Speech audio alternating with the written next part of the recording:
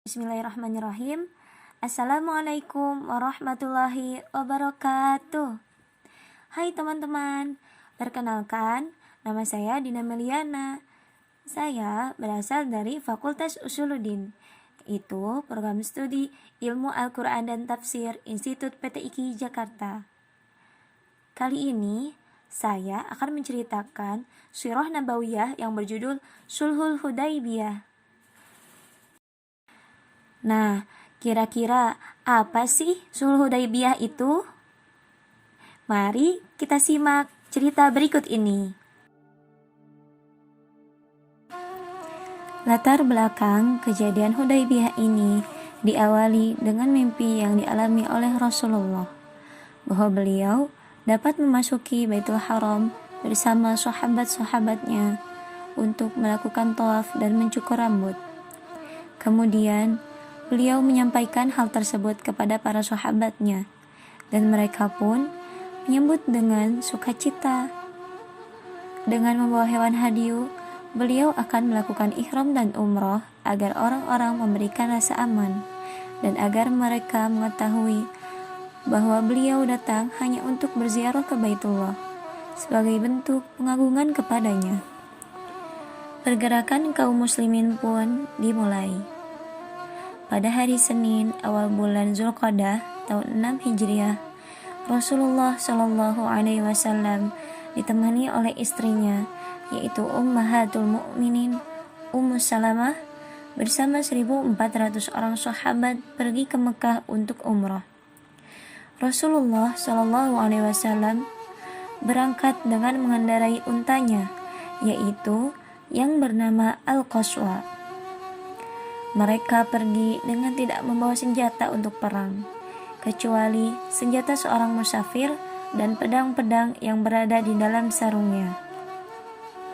Kaum muslimin pun bergerak menuju Mekah, dan ketika tiba di Zulhulaifah, mereka memberi tanda binatang-binatang hadiu yang hendak disembelih di Mekah dalam rangka umrah tersebut dan memulai ihram, agar orang-orang merasa aman dan tidak diperangi. Beliau mengutus intelnya dari suku Khuza'ah untuk mencari berita tentang orang-orang Quraisy. Setelah tiba di dekat Asfan, intelnya datang memberi laporan kepada beliau. Beliau berkata bahwa Ka'ab bin Lu'ay telah mengutus orang-orang Habasyi, yaitu orang yang dalam pengaruh Quraisy, dan bala tentaranya telah siap untuk memerangi Rasulullah dan para sahabat untuk mengunjungi Baitullah.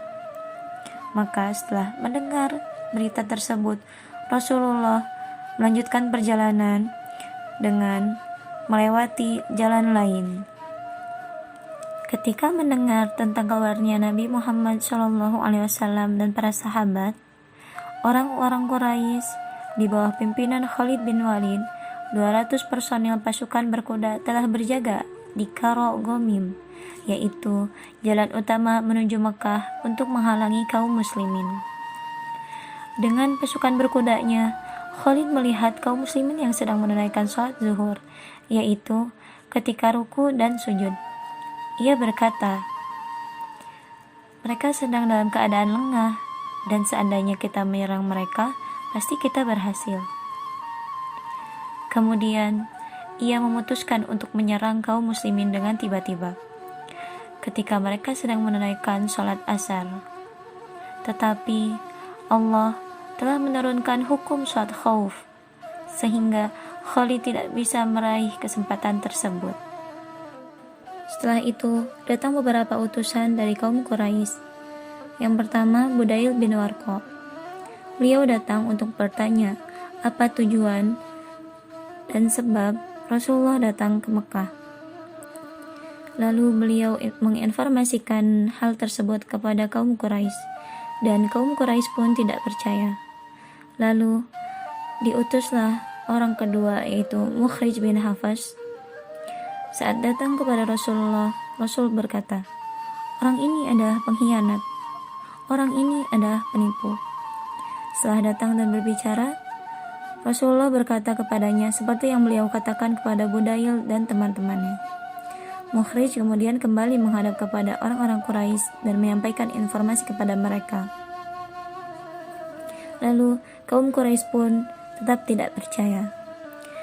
Diutuslah orang ketiga, yaitu salah seorang dari Bani Kinanah, Hulais bin Alqamah. Beliau meminta izin kepada kaum Quraisy dan setelah diizinkan, beliau mendatangi Rasulullah. Saat melihat Hulais, Rasulullah berkata kepada para sahabatnya, "Orang ini berasal dari masyarakat yang bertuhan. Bawalah hewan-hewan kurban ke hadapannya hingga ia melihatnya."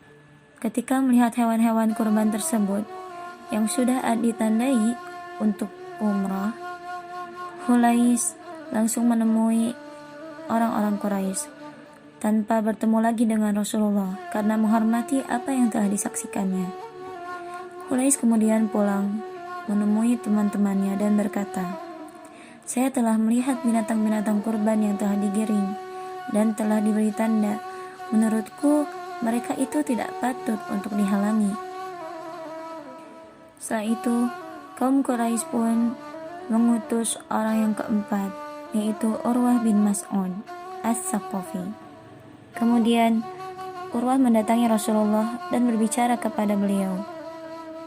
Nabi SAW lalu berkata kepadanya seperti apa yang beliau katakan kepada Budail.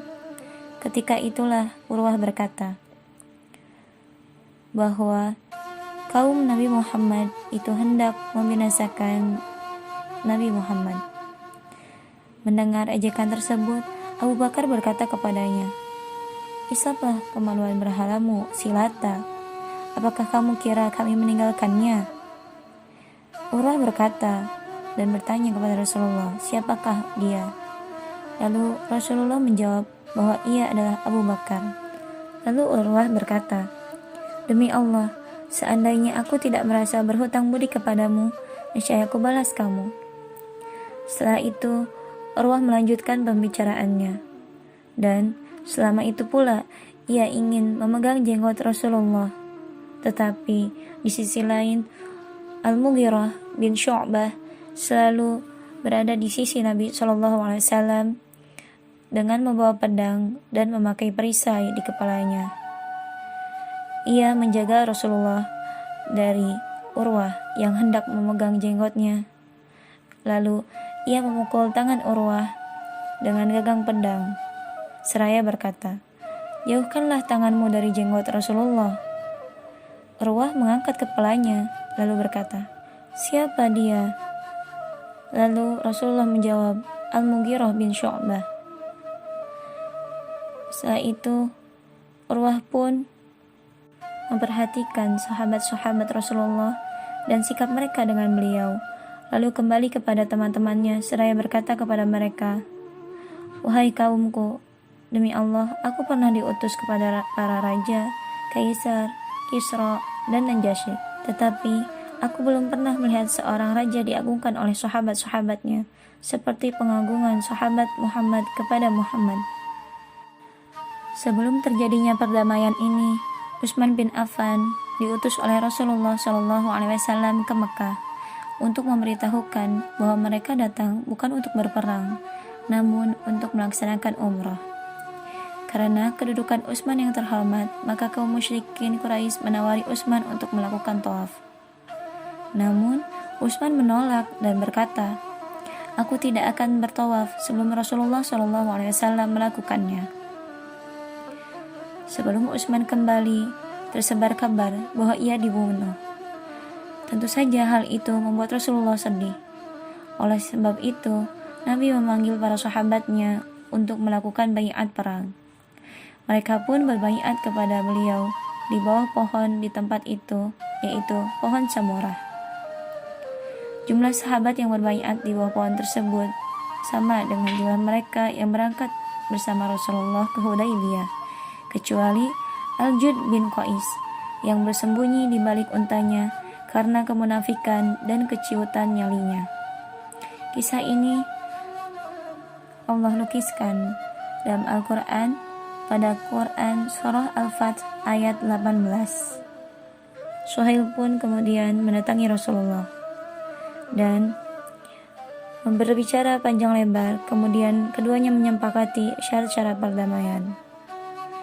Adapun isi perjanjian atau perdamaian Hudaybiyah itu, yang pertama, kaum muslimin baru boleh mengerjakan ibadah umroh tahun depan dengan batas maksimal kunjungan ke Mekah 3 hari. Yang kedua, suku lain dapat bersekutu secara bebas pada kaum muslimin ataupun Quraisy. Yang ketiga, perjanjian tanpa peperangan selama 10 tahun. Dan yang terakhir, kaum muslimin yang hendak menuju Mekah dilarang untuk kembali ke Madinah. Namun, kaum Quraisy yang hendak ke Madinah boleh kembali lagi ke Mekah. Allah membenarkan isi perjanjian itu, kecuali terhadap kaum wanita mukmin yang berhijrah. Mereka tidak boleh dipulangkan kepada kaum musyrikin karena pada saat itu kaum wanita muslimah sudah tidak dihalalkan lagi bagi orang-orang kafir. Ini termasuk perkara mulia yang terjadi dalam masalah usul, yaitu menghususkan as-sunnah Al-Quran. Ada 2 fenomena yang membuat kesedihan pada kaum muslimin dan para sahabat. Yang pertama, Rasulullah telah menyatakan kepada kaum muslimin bahwa mereka akan mendatangi Masjidil Haram dan bertawaf di sana.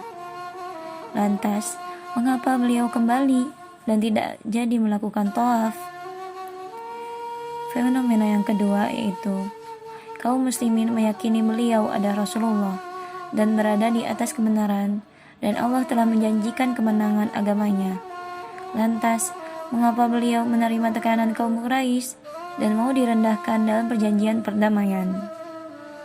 Inilah beberapa hikmah dari isi perjanjian tersebut. Hikmah yang pertama yaitu tidak mengatakan ucapan yang batil sekalipun kepada makhluk yang bukan mukallaf. Hikmah ini diambil dari kisah unta Qaswa milik Rasulullah. Yang kedua, dibenarkannya berdiri dekat dengan seorang pemimpin sambil membawa pedang dengan bertujuan mengawalnya dari ancaman musuh.